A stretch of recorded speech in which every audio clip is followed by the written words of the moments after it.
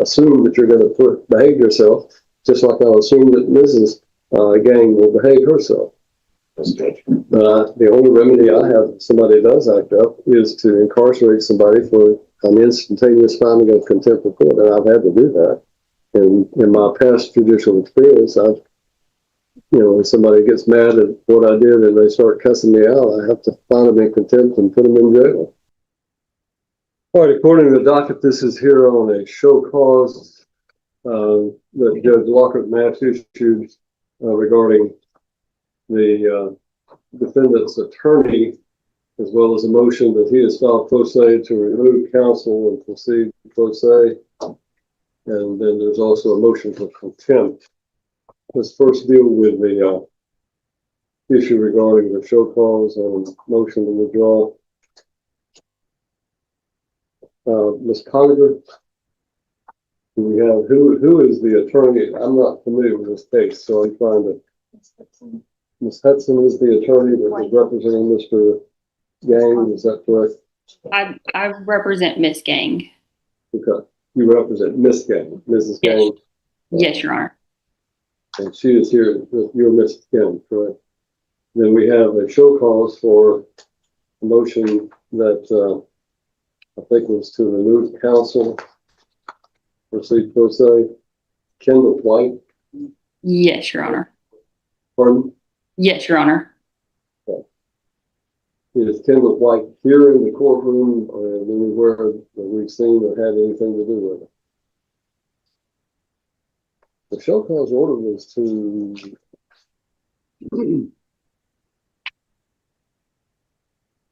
shows that on June the 5th, on a motion to set mediation that was filed, neither the respondent nor the attorney of record for the respondent appeared in court, therefore a show cause was issued, and the attorneys and other parties shall appear in the Stewart County Chancery Court on Wednesday, July 1st, before Judge Joshua Turnbow. But Judge Turnbow, that was signed by Judge Lockhart Match.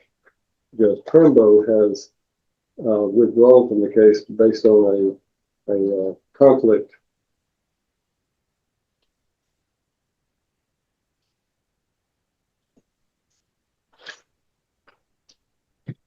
Court on the June 5th order indicated that counsel for the father should either appear in court or as counsel or file a necessary motion to withdraw as counsel.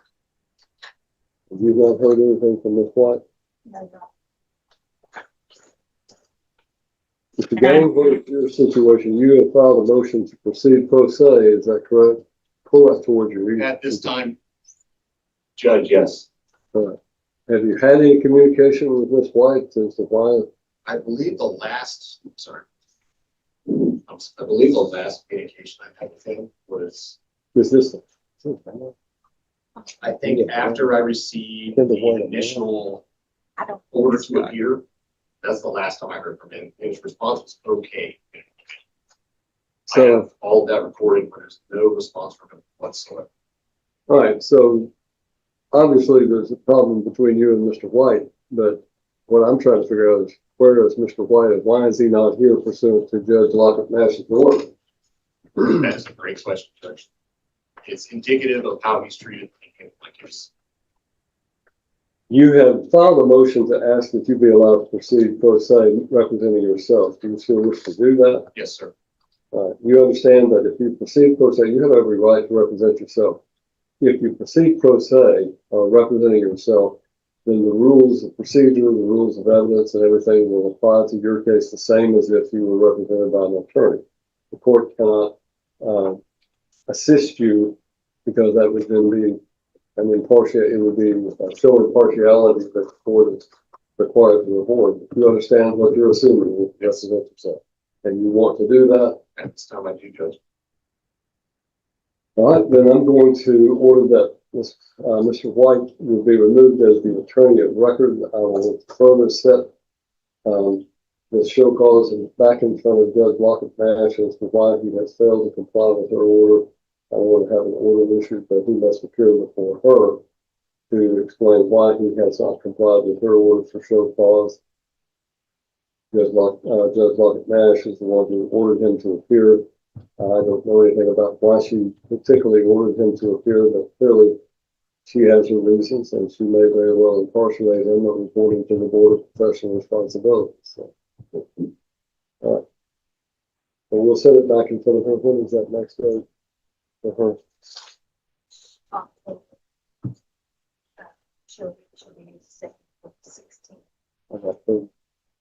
Second day of October, and this order, when it goes down today, will need to reflect that the court called the case of Mr. White having been summoned, having had a show cause issued by Judge Lockett Nash to appear, failed to appear, that the court, not being familiar with the reason why she issued the show cause, has ordered that he appear before Judge Lockett Nash for answer to her as to why he was failed to comply with the order. Now, then there's a motion to set mediation, is that correct, Ms. Hudson? Yes, and when we were here previously in June, we had been ordered to set mediation, have a date certain prior to the show cause that was then rescheduled. At this point, because I could not communicate with Mr. Gang directly because he still had counsel and counsel was not responsive, mediation. Well, excuse me for interrupting you. After today, we'll fix that problem. Mr. Gang, you are going to be able to communicate with Ms. Hudson and the wife's attorney directly. Clearly, that means that, counsel in between parties will have a certain decorum that they engage in, that there's not going to be any hostility between the lawyers as usually. So if you communicate with Ms. Hudson, it needs to be done professionally and needs to be done respectfully, whether you agree with what she says or not.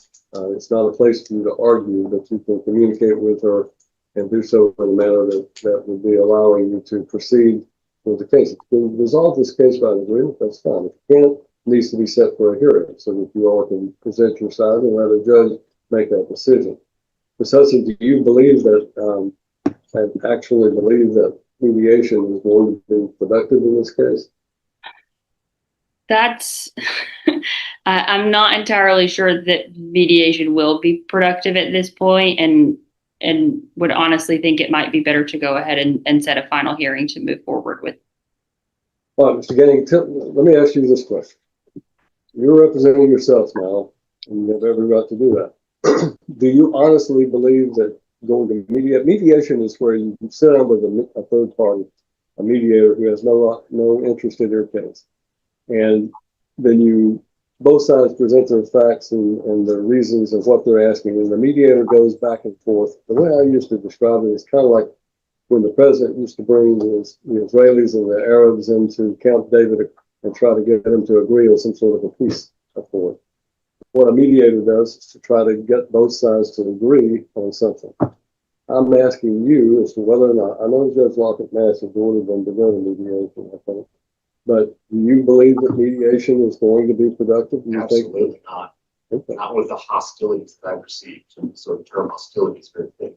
All right, Ms. Hudson, it's an exercise in futility for me to order that you all go to mediation, spend the money and the time and the effort and the attorney's fees plus the mediator's fees to go through a process that is very apparent not going to be productive and not going to be able to be resolved. So I'm going to enter an order waiving the mediation. Now, what is left to get your case ready for a trial? I'm not sure that there's much left. Discovery has been done. We've had Judge Wallace actually had a hearing and entered a temporary parenting plan. He heard about 2 hours of testimony from the party's oldest daughter. He did go through and already kind of make a preliminary best interest factor determination. And so I think we're pretty ripe for a final hearing at this point. So if we were going to set it back in front of Judge Wallace, you may have an issue with me waiving the mediation because I think Judge Wallace does require mediation. The other option is that I can set it in front of me, or I can set it with Judge Lockett Nash, waive mediation, either one of the orders.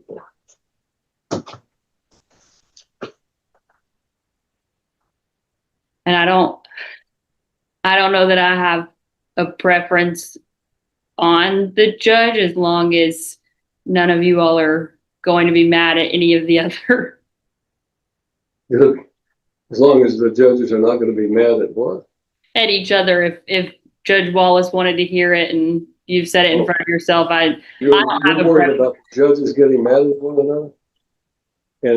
And so that I'm understanding, you're saying that a judge in our district would get upset that someone took a case off of his docket and put it on their docket, and thereby relieve him from having to hear a contested divorce involving child custody.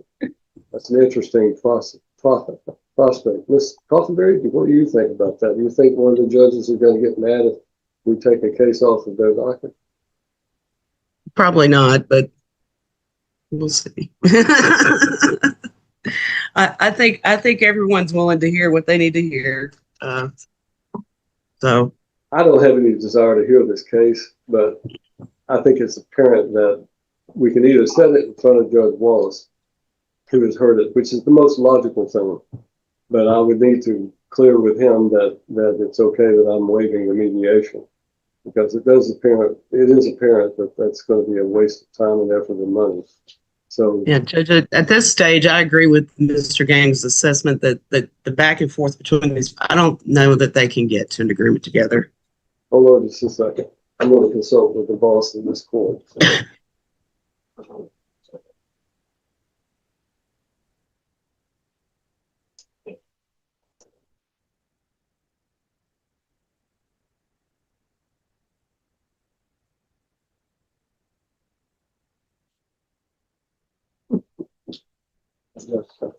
All right.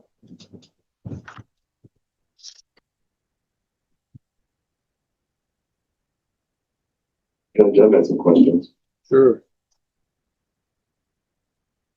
So I don't think I'm prepared, as the other parties said that they were prepared. I don't think I have everything that I need because I've kept our position. What do you think you need, Mr. I have Gang? no clue what my daughter testified to. Zero information on that regarding any of the testimony. I Well, have no clue what to prepare myself for or defend myself from. I feel like that is my civil right to understand what to defend myself from. understand this. There is an order down that allows you to have contact with your daughter, but Which is not, I haven't had a single when I'm information. talking, if you just wait and let me finish before we respond. The thing is, when you're dealing with minor children, the court has put orders down that are designed to protect the children and try to insulate them from being involved in this dispute between their parents. I understand that you want to know what your daughter is going to say. You can consult with the guardian ad litem, who is the attorney that has been appointed to represent the interests of the minor children. You can talk with Ms. Coffinberry. She can talk with the child, and she has, I'm sure, been talking with the child. But under those circumstances, it appears to me that that would be the only way that I would allow you to try to get that information. You're not going to be allowed to take a deposition of your daughter. You're not going to be allowed to sit down with her and cross-examine her during your residential time if you have that. Instead, it's going to have to be done in such a way that it insulates her from being drawn into this as a witness, other than the fact that if she is called as a witness, you have a right to know what she's going to say, if that is possible to be done. So what I'm telling you is that the best way you can act right now would be to consult with Ms. Coffinberry, who is, I'm sure, talking with your children and consulting with them regarding their preferences, and that's the way that you would find that out. As far as being able to speak directly to your daughter about what she's going to say, I think there's already an order down that prohibits you all from talking to the children about the case. And as a result of that, it would be a violation of that order if that was to happen. Now, if I'm advised that if I set this back for trial in front of Judge Wallace, he's likely to require the mediation that we just found is going to be counterproductive. I've also determined that it's difficult for me to set a contested hearing in front of another judge such as Judge Lockhart Nash. Ms. Hudson, if we try this case, how long do you think it's going to take to try it? I would anticipate at least all day, if not maybe more than one day. All right. I think that's my one thought with mediation, that there's the potential that maybe the personal property and things of that sort could potentially be resolved, but I don't know. I will defer to Ms. Coffinberry as well. Well, she's the guardian ad litem for the child or children that are involved in this case. So Ms. Coffinberry, do you have any thoughts? I don't know if the parties really have a lot of, I'm not really involved in the property issues, but it seems to me that that would be something that they could resolve by some type of agreement. I don't know that there's a big dispute about property. The main thing is custody and visitation and things like that. That's the rub for these guys is trying to figure out how that's going to look going forward. And as far as their property, I don't know. They can speak to whether they think they could agree on property issues. Check your calendars. Tell me whether or not you have anything on November the 30th. All right, hang on. Let's see. November 30th, Your Honor. Yeah, does he actually have something? Let's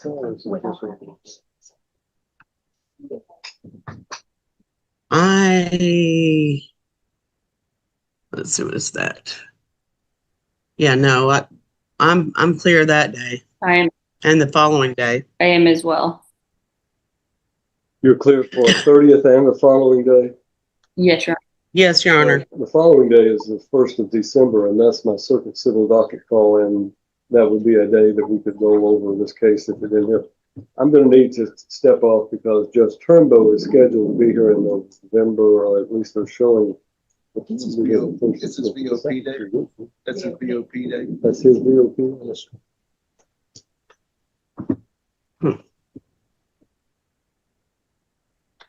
Let me go back. Why has he got a VOP day on the 30th He day? never changed it. It's kept it the way that judges used to have when you were here for a month.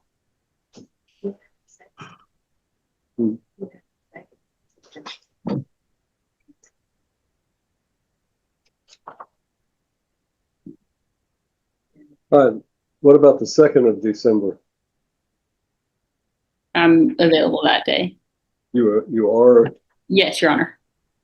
At the moment, Your Honor, that whole week is good for me. So whatever day. All right, we're gonna do this. We're gonna start this case at 10:30 on the first day of December, and the second day of December will be the carryover. Okay. Now, Mr. Gang, you need to familiarize yourself with the rules of civil procedure that are going to be adhering to your case or applying to your case. One of the ways you can find out what the evidence is to send questions called interrogatories. When you look at the rules, you'll see that under the rules of discovery that you can do that. Send a set of questions to the opposing attorney, asking them what their evidence is going to be at trial and what they expect the testimony to be of those witnesses. You can set that out, and they can answer that question for you, so that you can determine what it is that you need to prepare to rebut or what you need to prepare to do. You understand that? I think my question was more along the lines of the testimony that's already been said. I have no clue what that testimony is. Well, the testimony that's already been what? My daughter testified. Okay, that was in front of Judge Larry Wallace, correct? All I right. have no clue what that was. All right. I have Well- never been told anything of that testimony. The only thing I can tell you that it was in chambers, and that was something that was agreed to by your lawyer at the time, as well as the other lawyer, so that the child could testify to the judge, and the judge made certain findings based on that testimony.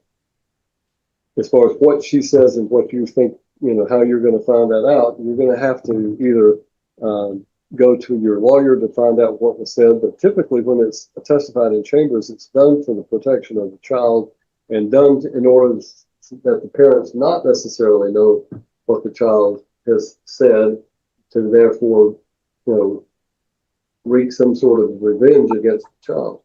But it's going to be, I'm not the judge who heard that case. And if I'm hearing your case in December, What I'm telling you is it won't matter particularly what she said to Judge Wallace. It'll be whatever happens in this particular case. Now, with that, if she testifies and you're pro se, she can't testify in chambers. She would have to testify in open court. If that is, I'm fine with everybody testifying at open court for this now. I think it needs to be brought to light. we will deal with that at that particular point. But the guardian ad litem represents your children's best interest, and they will deal with that as well. All right. So what I want you to understand is we're going to set this case for hearing on December the 1st and 2nd. Everybody needs to get all the preparation done. There's a motion for contempt. I'm just going to reserve that, but everybody needs, that'll be heard on that same day. There's a motion for civil contempt that's been filed against you for violation of the court order. You need to be prepared to deal with that. It may have been filed while you had counsel, and you're now representing yourself, so you need to address that. Civil contempt is a matter where you are found, if you're found in civil contempt, like the non-payment of monies, then you can be incarcerated in jail until you purge yourself of contempt by complying with the court order. Criminal contempt is where you violate a court order willingly and they prove beyond a reasonable doubt that you have violated the court order.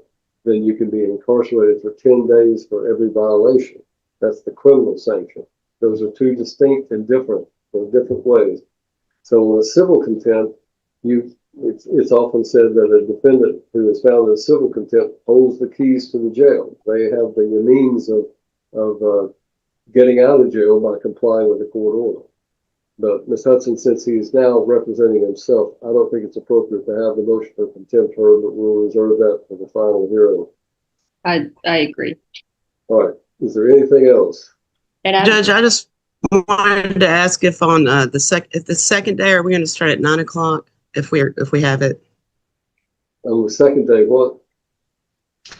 Day 2 that we've got for the overflow of the trial, is that going to be at 9 or are we going to come at 10:30 on that day too? 10:30 on the first is only on the second, rather. Let me look at my calendar. All right. The first is the circuit civil docket call at 9 o'clock, and I don't know if they'll have anything set or not. If we find out that there's nothing set, then we can start earlier than 10:30, but we usually leave 9 o'clock to 10:30 for circuit civil matters, and then we start chancery at 10:30. So, but on the second day, on December the 2nd, we'll start at 9 o'clock. Okay. I want everybody to know that just in case it becomes an issue later. All right. And Thank you. since we're going to be here in this courtroom, I would expect everybody needs to be here. I'd rather do it in person rather than by Zoom. So. yes, Your Honor. And Danny, we'll see you on December the 2nd, December the 1st and 2nd. You understand what you've assumed is representing yourself. You still have the right to hire a lawyer if you choose to do so, but I need to get ready to try your case on December the 1st. Okay. Okay. All right. Judge, I did have some questions. I don't know if it'll be heard or not. Well, what are your questions? This has been going on for over a year now of a temporary custodial, I guess, position where I get about 16 hours a week for one of my children. I've been asking since day one to be heard in front of a judge. And of my attorneys that I hired told me that I will not sit in front of a judge. They told me that Judge Wallace will not sit, will not be heard. I have been begging to be heard to get this change, just to see one of my daughters. I've been begging. I have people outside ready and willing to come in and talk. They see this as being something that's probably undue, and it's definitely not the betterment of the children, especially my 11-year-old daughter. She's confused as to why this is happening. Very confused. All right, She doesn't know why. let me explain to you. As I explained, the rules of procedure apply to you now that you're representing yourself the same as anything else. I don't know what the problem was between you and Mr. White or any of your other lawyers that you may have had, but in order for this court to hear anything in your case, there has to be a motion filed with the court and served on the opposing party and given a date for hearing. Right now, there's no motion pending before this court that would have given Ms. Hudson and your wife and the guardian ad litem noticed that you were going to show up today and ask to have a hearing on the additional visitation with your child. I understand your frustration, but you need to file a motion and ask for it to be heard in order for that to take place. I can't just sua sponte or instantaneously decide, oh, we're going to go ahead and hear it, and because the other side has a right to get their own witnesses lined up and so forth. That's where having an attorney that is competent would be an advantage to you, to be able to file a motion, put notice to the other party, and try to get a hearing as quickly as possible. Now, I am here in the month of August. I'm not back until December, and those are the dates I've given you for the final hearing. Obviously, at a final hearing, the court will consider the actions of the parties and what they've done as far as giving visitation. That's one of the factors in determining who should be the primary residential parent, is to determine what has been the attitude of the parties in encouraging visitation between both parents. I will look at that point in time. If you file a motion with the clerk will notify me that you filed the appropriate motion and that you are wanting to try to have a hearing to increase your visitation. And I will try to set a date for a hearing that will allow you both to be heard. But I can't do it until you file such a motion. You understand that? Yes, sir. Yes, sir. Right. Then I'm going to ask Ms. Hudson that you draw the order for this and include in it that this court is assuming the jurisdiction over this case to allow it to be heard in December. Can I check on one more question? All right. I have pending issues with some of the law enforcement in here where I have received threats from them. And I find it to be absolute intimidation by having them both stand in here and stare at me. Well, your issue having to do with intimidation, which is I don't see there any intimidation other than we have security in this courtroom at all times.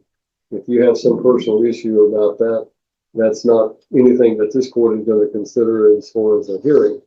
So just, if you have an issue, you can contact the sheriff's department. They're in charge of courtroom security, and you can tell them what your issues are and they can deal with that.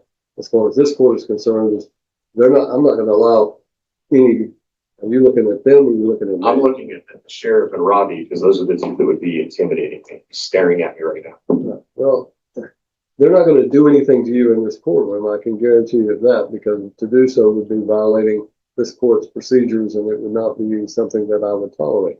So understand, when you come back to me and for that hearing, I'm going to give you an opportunity. I'm going to treat you with respect. I'm going to give you every opportunity within the rules of procedure and evidence to present your case. But I'm not going to allow there to be any disruption of the case by somebody who acts out. I don't think you're going to do that. You appear to me to be, calm, and I'm going to assume that you're going to behave yourself, just like I'll assume that Mrs. Gang will behave herself. The only remedy I have if somebody does act up is to incarcerate somebody for an instantaneous finding of contempt of court, and I've had to do that. And in my past judicial experience, when somebody gets mad at what I did and they start cussing me out, I have to find them in contempt and put them in jail. So just keep in mind that I'm going to make a ruling based on the evidence and what I think is in the best interest of your child. I'm going to try to encourage a relationship between you and your children. And if you don't like what I do, then there's going to be a court of appeals above me that will review everything I do, and they'll determine whether I made a correct decision or an incorrect decision. And if they find that I made an incorrect decision, they're going to reverse me and send it back with the correct finding or whatever. All right. That concludes everything that I am finding in this case. We're going to go ahead and set it for that December 1st and 2nd. And Ms. Hudson, if you'll draw the order, please. Yes, Your Honor. Thank you. Thank you.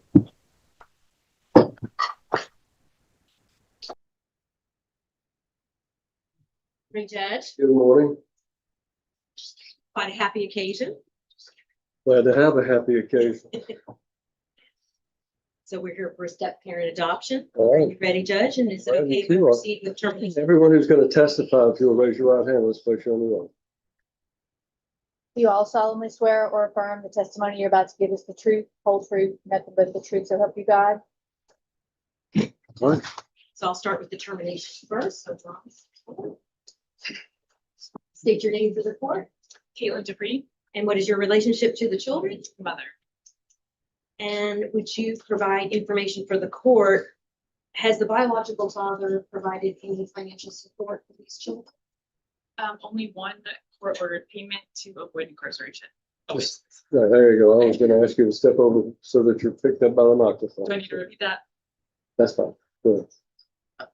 Okay, only one court-ordered payment to avoid incarceration. And has he maintained regular contact with the children? No. Excuse me for interrupting. How long ago was that one payment?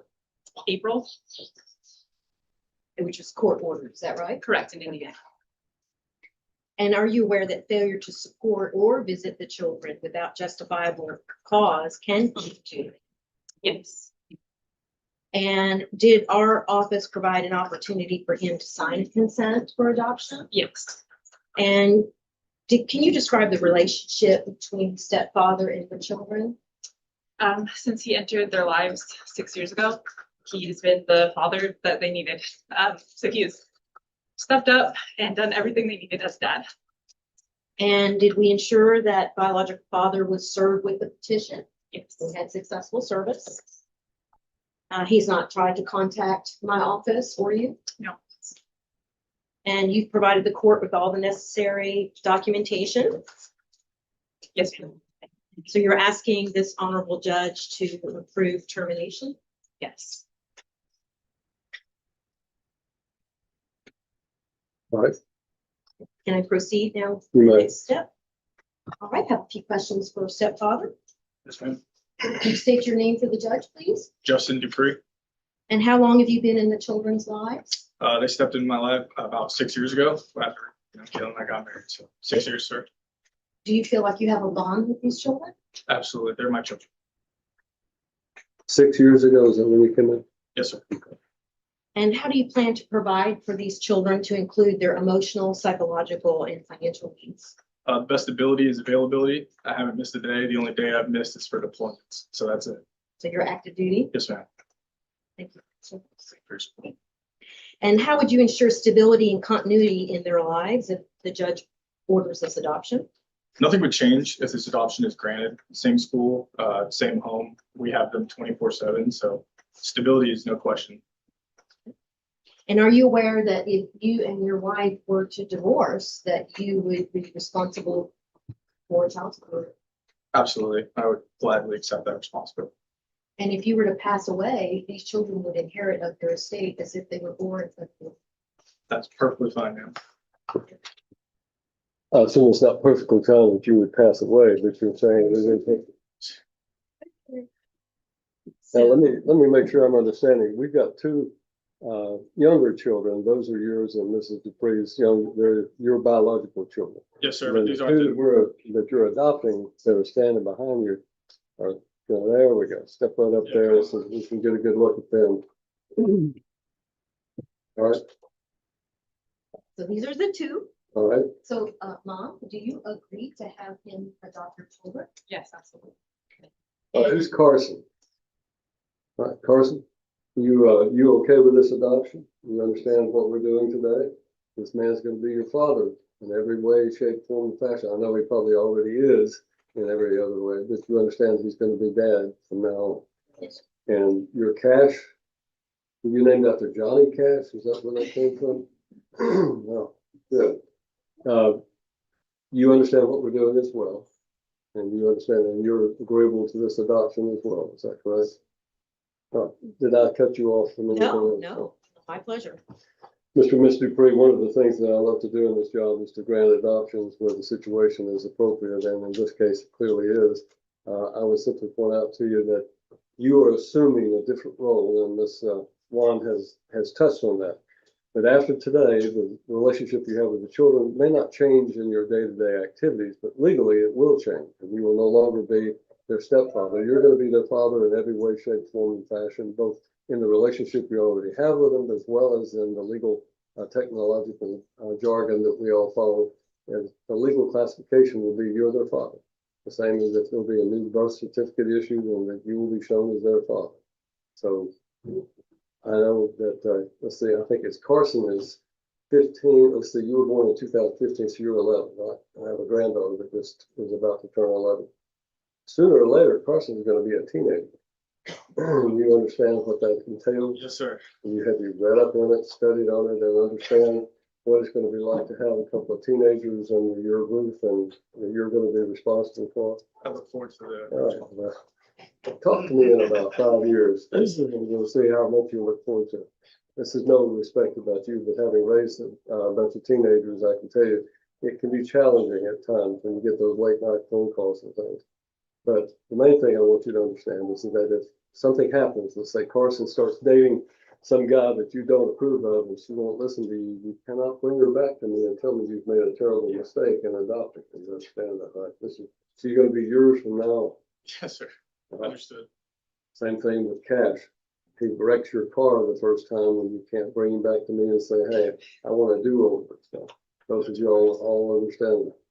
All right. Well, I'm of the opinion that the proof has been by clear and convincing evidence that the defendant has abandoned the minor children under the statutory guidelines and failing to support other than nominal support and failing to visit with the minor children for a period in excess of 4 months prior to the filing of this petition. And the court is of the opinion that it is in the best interest of the minor children by clear and convincing evidence that the termination of parental rights occur. The court further finds it is in the best interest of the minor children that the adoption take place. So I'm happy to grant your adoption. So, Thank you, sir. you have an order. We've already turned one in, and I did have 2 witnesses in case you needed them. Bring on and have me testify. Thanks, sir. Do you have that order? Or do we need? I don't have the order, so.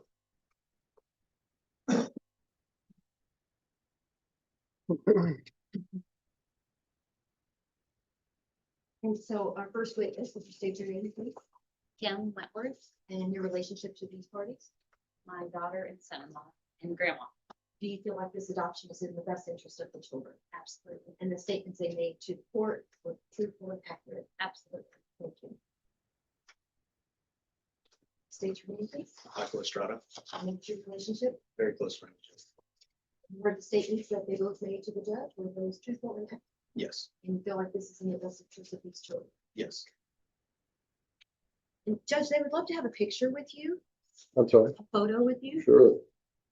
Do they want to come up here where they can have the picture made? Y'all want to come on up here? Come on. Where's that, sir?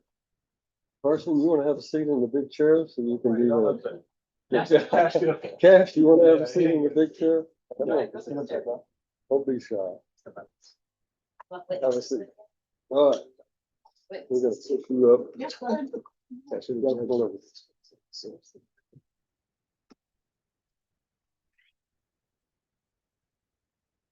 The little one want to face forward. Look at the phone. We'll take a look at. Perfect. Thank you, Judge. Congratulations. Hey, you do a souvenir for them. So, there you go. Cash. You know, there's one for each, your own individual together. Thanks, sir. All right, thank you. Thank you. Congratulations. Thank you, sir.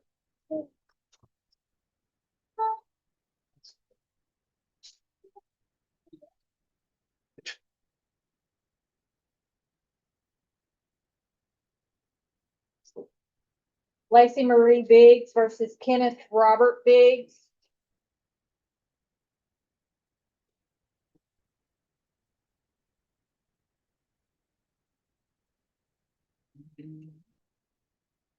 Morning, if you'll raise your right hand and place your under oath. Do you solemnly swear or affirm the testimony you're about to give us the truth, whole truth, nothing but the truth, so help you God? Morning, you are Lacey Marie Biggs, is that correct? Ms. Biggs, you filed a complaint for divorce using a form that the state provides online for individuals who wish to represent themselves. That contains certain statistical information. Is all of that information true and correct? You've also filed with the court a marital dissolution agreement, also called a divorce agreement. And again, using the form the state provides online, that purports to bear your signature and that of your husband's. Is that your signature? Yes, sir. And is that your husband's signature? Do you believe that agreement fairly and equitably divides all of your property and distributes all of your debts? Anything between you and him that's not addressed in that? And you have provided me with a final decree, so let me have just a moment to look.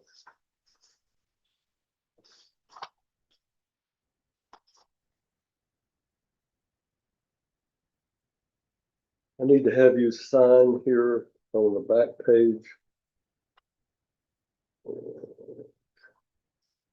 Just need you to fill in, just sign that where that X is on that line.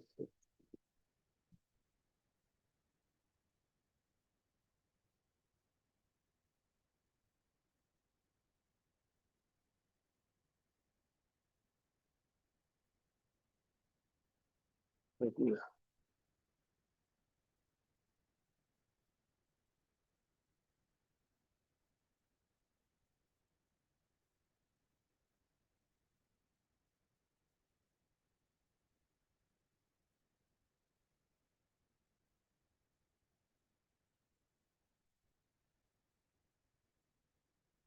All right, I have signed your final decree and granted your divorce. You can get a copy of it a little later on today from the clerk downstairs.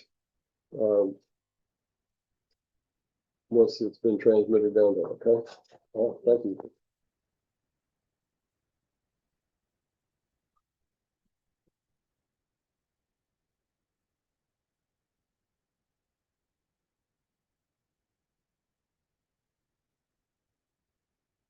The matter of Anthony Bumpus.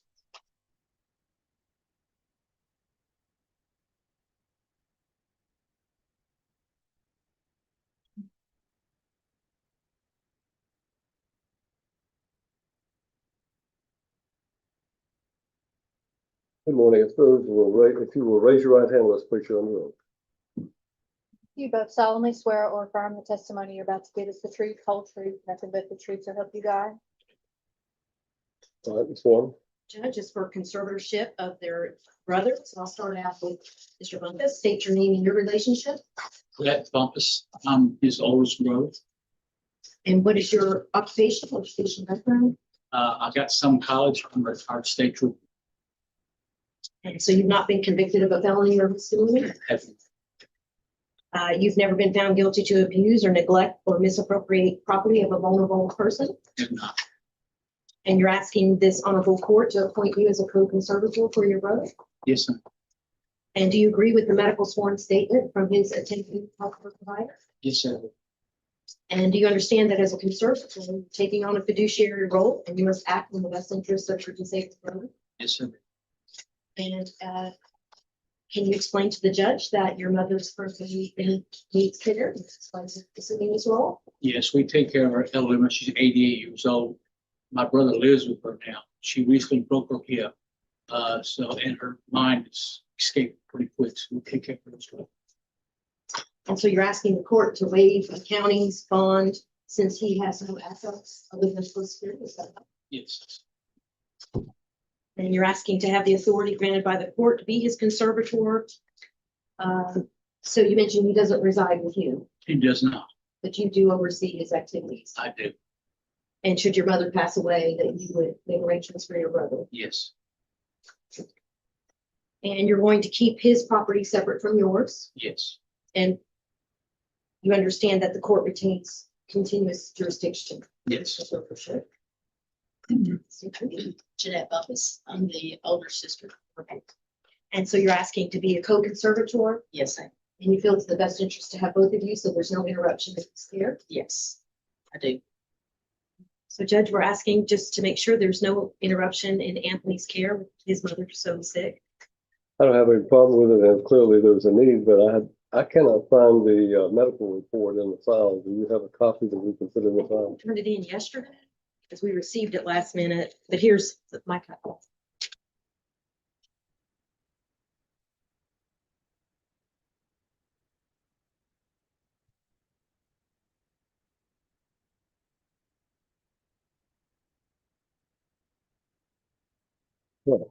I just needed to verify. Let me hand that back to you. If you file a copy with the clerk's office, as long as there's a copy that will be in the court file, just double check to make sure they have it, because obviously that's the part that's required by statute. I have no problem in granting. I think I didn't sign the order, so Thank you, Judge. I will sign the order granting the request for conservatorship. So Thank you. All right, thank you. You'll have to sign.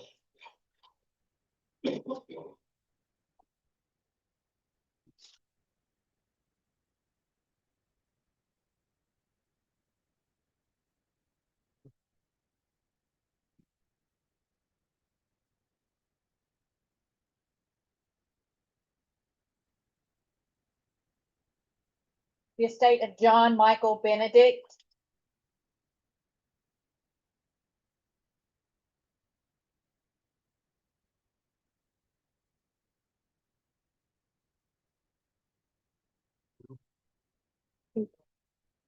Just let someone else.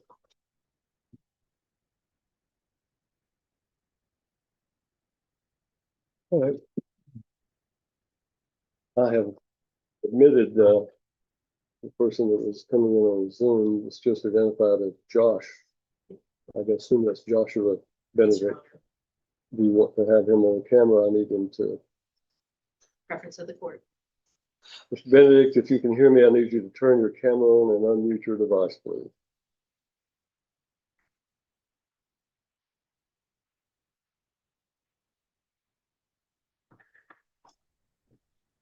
Yes, I can hear you. All right.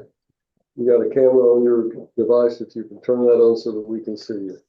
There you go. There we go. go. All right, Judge, we're here on the motion to pay attorney's fees and make distributions from the estate. I have with me Joshua Benedict, the personal representative and only child. Do you want to have him testify regarding these matters? Yes, Your Honor. Mr. Benedict, if you'll raise your right hand, let me place you on the oath. You solemnly swear or affirm the testimony you're about to give in this case to be the truth, the whole truth, and nothing but the truth, so help you God. I do. Thank you. Ms. Wong? Mr. Benedict, are you asking this court to allow reimbursement to you in the amount of $465.44 for the fees you initially paid? Is that Can right? you hear her okay? I did not hear her. I'm sorry. Can you hear me? It's very low. Right. That's what he's gonna have to hear you first. Oh, okay. Can you hear me There we now, go. Mr. Benedict? Yes, All right, and so we're asking the court to approve to reimburse you for $465.44. Is that yes, right? correct, And then to pay the amount to my office for $1,200 from the amount held in trust for your father's estate. correct, Is that right? And then to Joshua Combs to receive $88,132.92. correct, And then for St. Jude's Hospital, $88,132.93. correct. And the Wounded Warrior Project, $88,132.93. That is also correct. All right. And we do not know of any objections to these proposed distributions. Is that right? I do not know of any, no. All right, Judge? All right, I will approve the distribution has been set forth and I'll sign your order. Thank you, Judge. Thank you, Mr. Benedict. Thank you. Thank you.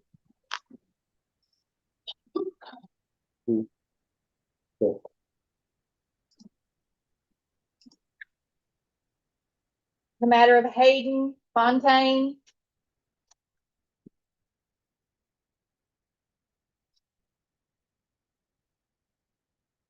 Do you mind if finally comes up with? All right. Some of the family there, Charles, we talking like 12. No, I think it's talking 2 or 3. Grandma. We Not got everybody, 25, that's what I want to know, dude. We got everybody coming up. I mean, if you said you're-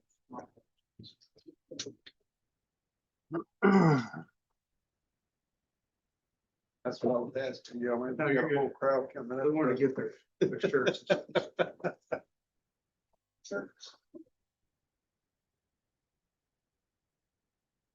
Slide up here. So Judge can see. Oh, God, oh, my God.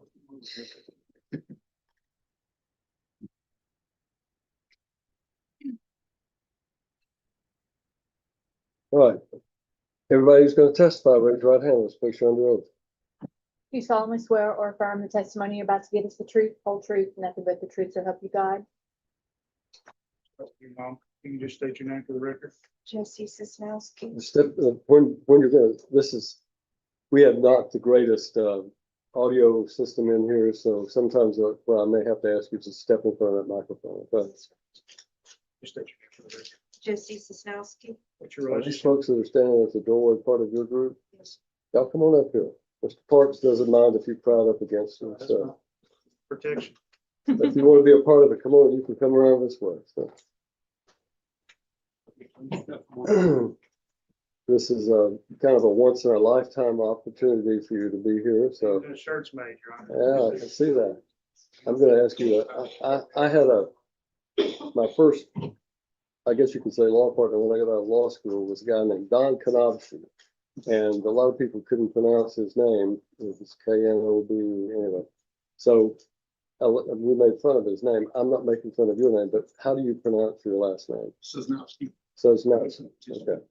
Well, that's the reason I asked, so I wouldn't mispronounce it. All right, so you've got some beautiful shirts, you have some beautiful children, and they brought me a present. Is that right? So, Well, I is that should for go me? release that. Is that, you gonna give that to me, is that right? That little bunny? All right, here we go, let's start again. Okay, just state your name for the record. Jesse Sosnowski. And what's your relationship with 3 kids? I'm their mother. All right, and where do you live? 815 Cox Hollow Road, Dover, Tennessee, 37058. And you're asking the court today to terminate the biological parents or father's rights Yes. and asking to move forward with adoption, correct? That's Yes. fair to that. You know, any reason that you can't move forward today, nobody's contacted you about investing in this matter? No, sir. The biological father did sign a consent, correct? Yes. And you understand that, step parent adoption, father would be responsible financial if something was to happen with divorce. Yes. You want to change the children's name, right? That's correct. Can you Yes, sir. tell the court what your names to be? Hayden Adela Sosnowski, Hadley Lauren Sosnowski, and Hunter Wayne Sosnowski. Sir, can you state your name for the record? Kenneth Sosnowski. Did you get that, Judge? Did they get- Okay. And, what's your relationship? Is it your wife? Yes. Okay. You heard her testimony? Yes. You understand if you always to divorce or anything, you would still have financial responsibilities for the children? Yes. If this is something that once it's done, can't back up on? Yes, sir. You have no reason you don't want to move forward today? It's all good. All right, did we swear these children in? I'm not gonna ask them a few questions about, their behavior at school and so forth, so. Y'all wanna That's the one on testify? the end did raise her hand. All right. Mr. Sosnowski, you understand that what you're assuming is the role, it's gonna change, as you heard me say earlier. This is gonna forever change your relationship with these 3 children. Yes, sir. That no longer will you just be the stepdad, you're gonna be their father, the same as if they were born to you and in every way, shape, form, and fashion. I understand that's probably already been the case, the way the relationship you have with them, but by the practical matter of the entry of this order, it's going to legally change it so that you will, you will be their father the same as if, that means you're gonna have to take care of them until they turn 18 and beyond, because we all know it doesn't stop when they turn 18. Yes, sir. So when your children get to be a certain age and they start talking back to you, you understand this is gonna be a permanent relationship. You can't come back and say, I want to do over situation. You understand that? All right, we've got some, now let's see, we've got, Hadley, is that Hadley that's got the gift for me, right? And then you have some beautiful glasses, by the way, Hadley. I like the glasses. And then you also have, Hayden. And that's you, Hayden, right on the end, and you raise your right hand. I'm gonna get you on camera so that everybody in the world can see what a beautiful family you are. So, anything you want to say about this adoption? You all for it? They promise you a car or anything? So, no promises were made, right? And then, Hunter, you're how old are you, Hunter? How old are you? 11. We have a couple of 11-year-olds there. And did they promise you a car or anything else, a motorbike or anything like that? So I hope you stay away from the motorcycles. All right. You are supported by a great family. You have friends and family here that are supporting you. You all understand that in this situation, we're going to put a legal document together that's going to make you all a family, a permanent family, so that he's your father from here on out. That means whether you agree with what he says or not, I'm telling you as the judge, you have to do what your dad says, so. And that may or may not be such a great thing in the future for you, but in any event. I'm happy to grant the adoption. There's a consent filed by the biological father, and I believe that the evidence is clear that this is in the children's covenant.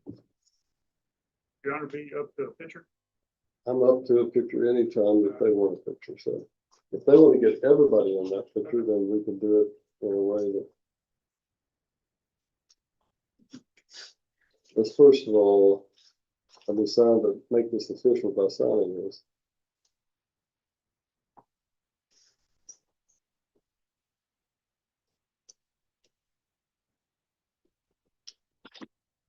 Congratulations, Mr. Sosnowski. You now have 3 additional children. All right, and you want to come up here? Y'all can just put it on the ground. If it's okay. Don't The picture. bear with us. We can, if you want to get up here around. You want, hey. All right. You want to say anything? You want to sing or do anything? Speaking of that, mic? Come on over here. All right, everybody come around and I'll try to. Your judge. I'm going to stand in the background because I'm the least of them. Y'all come on up there. Everybody over there?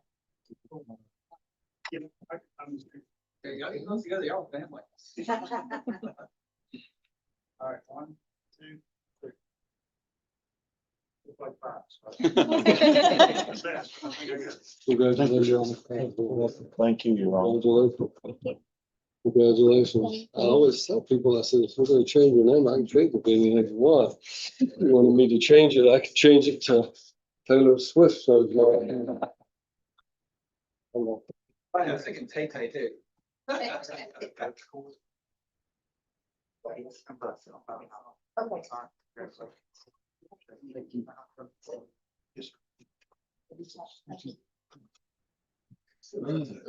Put one in the head.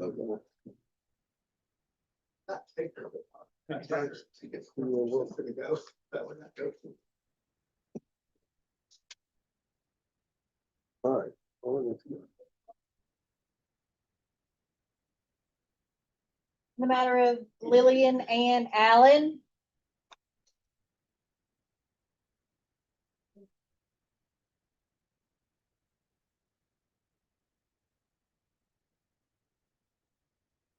I mean, it's up to you. She can even see there. Precious. Would you like her to remain seated, Judge, or I'm sorry. the respondent? Would you prefer for her to remain It seated? doesn't matter. She can come up if she wants to be here. She can be here. She's precious. She has.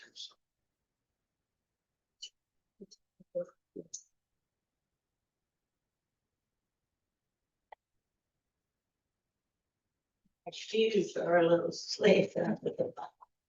She can have a seat right there on the side.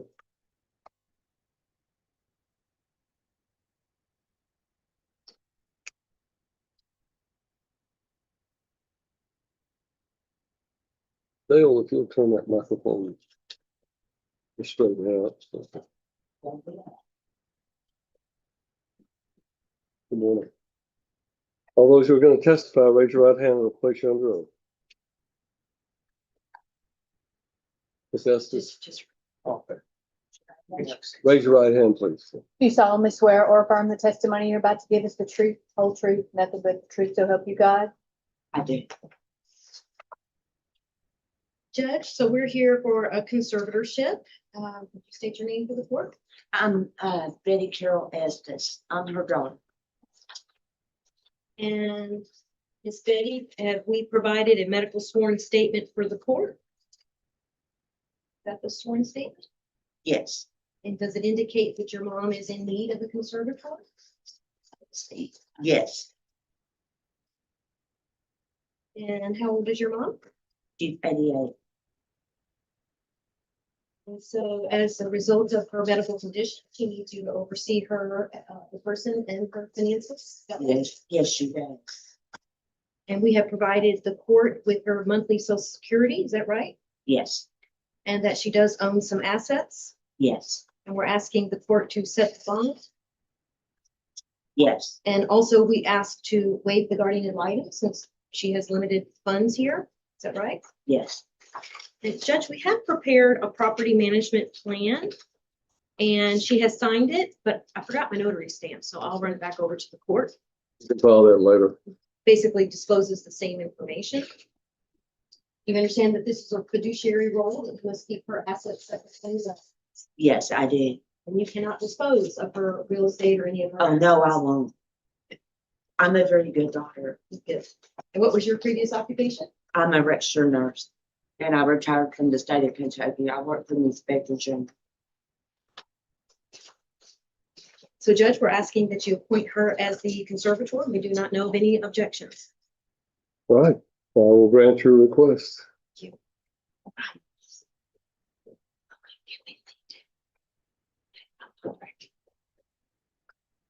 Thank you, Ms. Estes. I've signed the order.